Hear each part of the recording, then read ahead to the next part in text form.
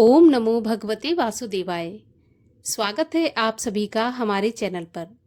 आप सभी को जन्माष्टमी पर्व की हार्दिक शुभकामनाएं। आप सभी का दिन शुभ हो, मंगलमय हो। भगवान श्री कृष्ण की कृपा हमेशा आप पर और आपके समस्त परिवार पर बनी रहे।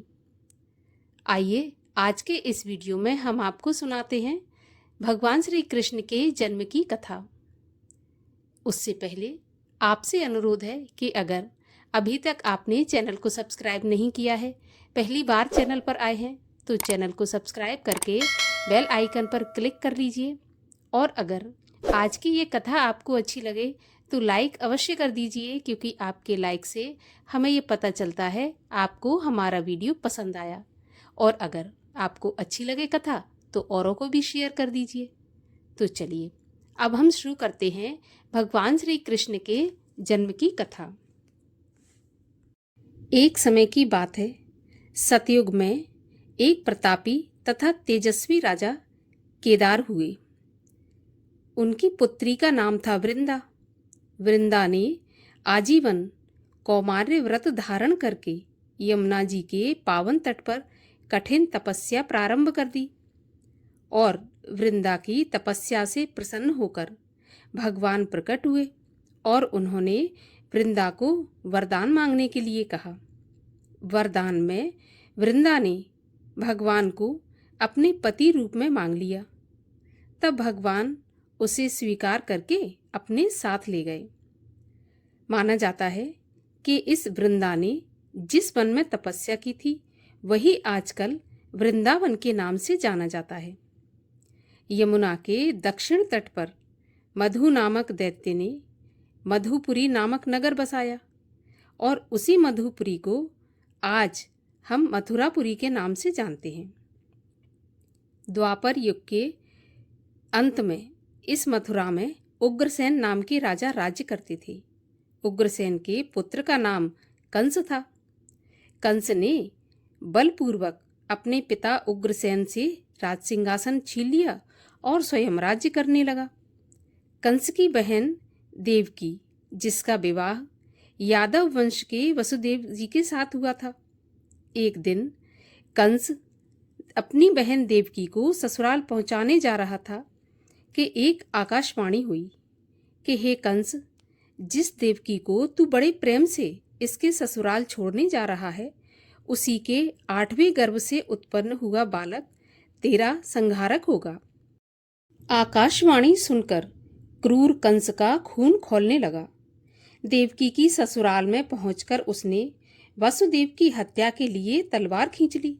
इस पर देवकी ने बड़ी विनम्रता से निवेदन किया कि भैया, मेरे गर्भ से जो भी संतान होगी मैं उसे तुम्हें सौंप दिया करूंगी। उसके साथ तुम जैसी मर्जी हो वैसा व्यवहार करना। कृपया मेरा सुहाग मत छीनो। तो कंस ने देवकी की विनती स्वीकार कर ली और वह मथुरा लौट आया। उसने वासुदेव और देवकी को कैद में डाल दिया। अब देवकी के गर्भ से पहला बालक पैदा हुआ। वह कंस के सामने लाया गया। कंस ने 8वें गर्भ की बात का विचार करके बालक को छोड़ दिया।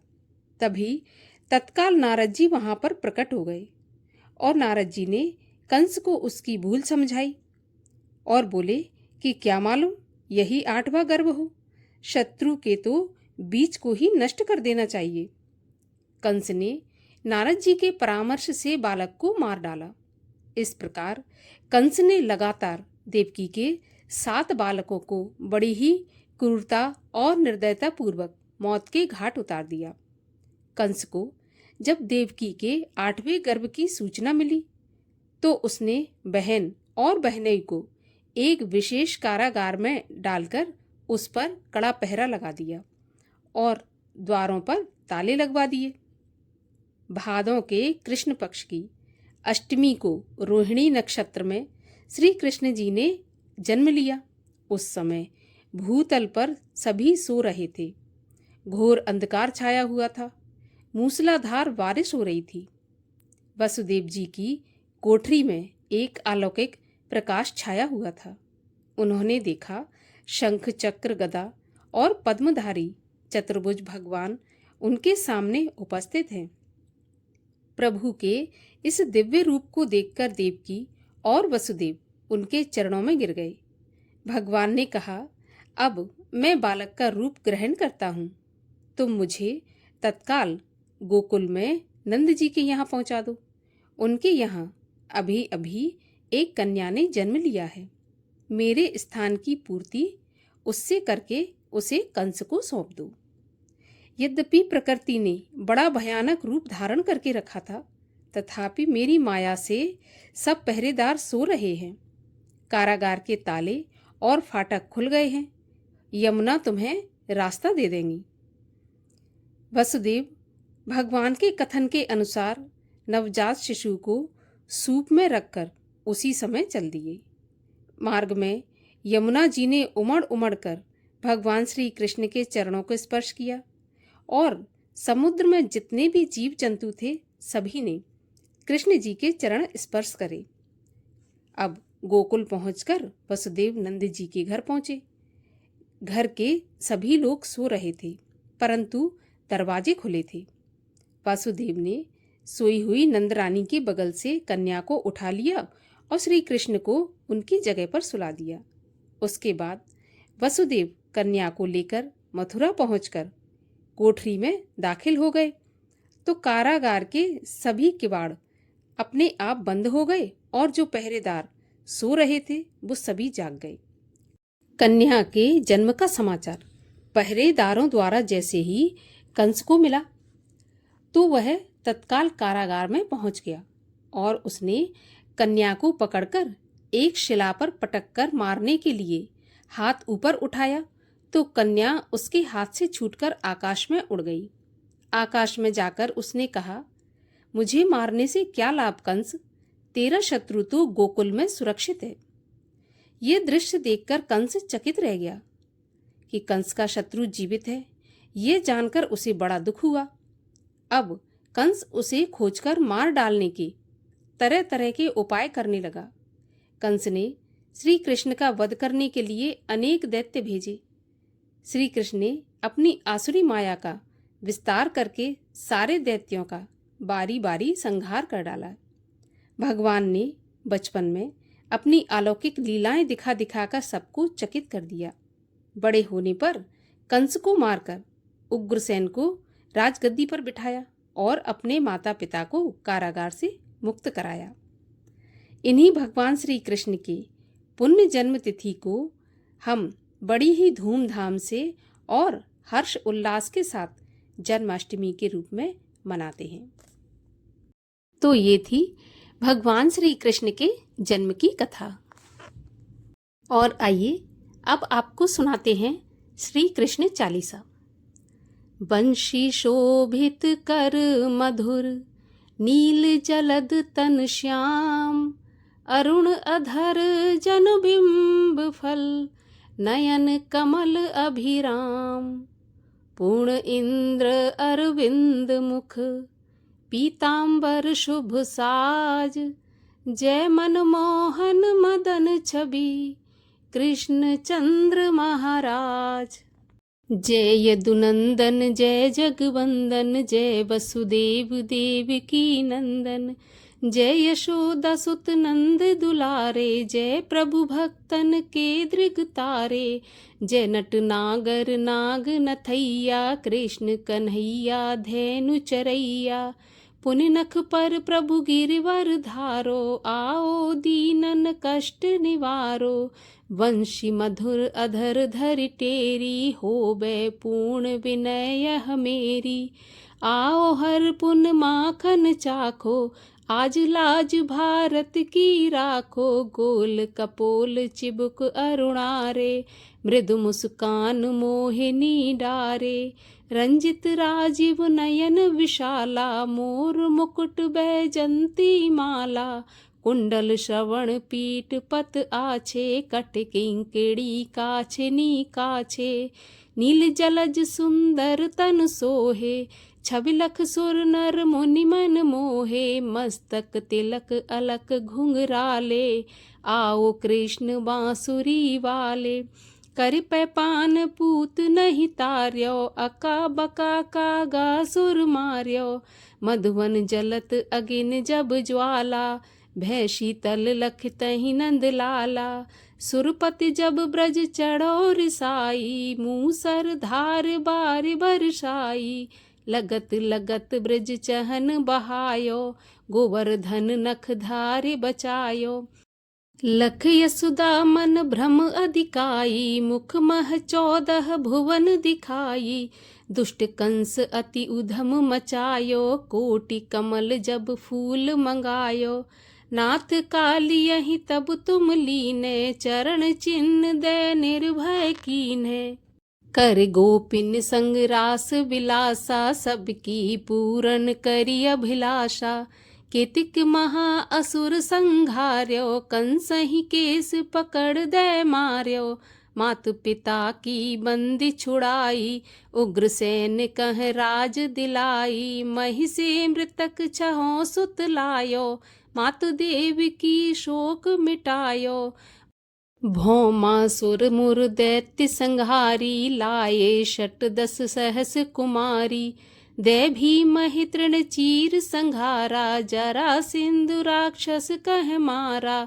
असुर बकासुर आदिक मार्ये, भक्तन के सब कष्ट निवारे। दीन सुदामा के दुख टार्यो, तंदुल 3 मूठ मुख डार्यो। प्रेम के साग विदुर घर मांगे, दुर्योधन के मेवा त्यागे। लखी प्रेम की महिमा भारी, ऐसे श्याम दीन हितकारी। मारथ के पारथ रथ हाके, लिए चक्र कर नहीं बल थाके। निज गीता के ज्ञान सुनाए, भक्तन हृदय सुधा वर्षाए। मीरा थी ऐसी मत वाली, विष पी गई बजा कर ताली। राणा भेजा सांप पिटारी, शाल गिराम बने बनवारी। निज माया तुम विधि दिखायो, उरते संशय सकल मिटायो। तब शत निंदा करि तत्काला, जीवन मुक्त भयो शिशुपाला। जबहि द्रौपदी टेर लगाई, दीननाथ लाज अब जाई। तुरतहि वसन बने नंद लाला, बड़े चीर भय अर मोह काला। अस अनाथ के नाथ कन्हैया, डूबत भंवर बचावत नैया। रेखा दास आस उरधारी, दया दृष्टि की जय बनवारी। नाथ सकल मम कुमत निवारो, क्षमहु बेग अपराध हमारो। खोलो पट अब दर्शन दीजै, बोलो कृष्ण कन्हैया की जय। बोलो कृष्ण कन्हैया की जय। यह चालीसा कृष्ण का, पाठ करे उरधार। अष्ट सिद्ध नवनिधि फल, लहे पदारथ 4। बोलिए कृष्ण कन्हैया लाल की जय। और आइए अब करते हैं भगवान श्री कृष्ण की आरती। ओम जय श्री कृष्ण हरे, प्रभु जय श्री कृष्ण हरे। भक्तन के दुख सारे, पल में दूर करे। ओम जय श्री कृष्ण हरे। परमानंद मुरारी, मोहन गिरधारी। जय रस रास बिहारी, जय जय गिरधारी। ओम जय श्री कृष्ण हरे। कर कंकन कटी सोहत, कानन में बाला। मोर मुकुट पीतांबर, सोहे बनमाला। ओम जय श्री कृष्ण हरे। दीन सुदामा तारे, दुखियों के दुख टारे। गज के फंद छुड़ाए, भवसागर तारे। ओम जय श्री कृष्ण हरे। हिरण्यकश्यप संहारे, नर हरि रूप धरे, पाहन से प्रभु प्रकटे, जम के बीच परे, ओम जय श्री कृष्ण हरे। केशी कंस विदारे, नलकूबर तारे, दामोदर छवि सुंदर, भक्तन के प्यारे, ओम जय श्री कृष्ण हरे। काली नाग नथैया, नटवर छवि सोहे, फन फन नाचा करते, नागन मन मोहे, ओम जय श्री कृष्ण हरे। राजे उग्र सेन पाए, माता शोक हरे, द्रुपद सुता पत राखी, करुणा लाज भरे, ओम जय श्री कृष्ण हरे। जय श्री कृष्ण हरे प्रभु, जय श्री कृष्ण हरे। भक्तन के दुख सारे, पल में दूर करे, ओम जय श्री कृष्ण हरे। बोलिए श्री कृष्ण चंद्र महाराज की जय। हे नंद के आनंद भयो, जय कन्हैया लाल की, हाथी घोड़ा पाल की, जय हो नंद लाल की।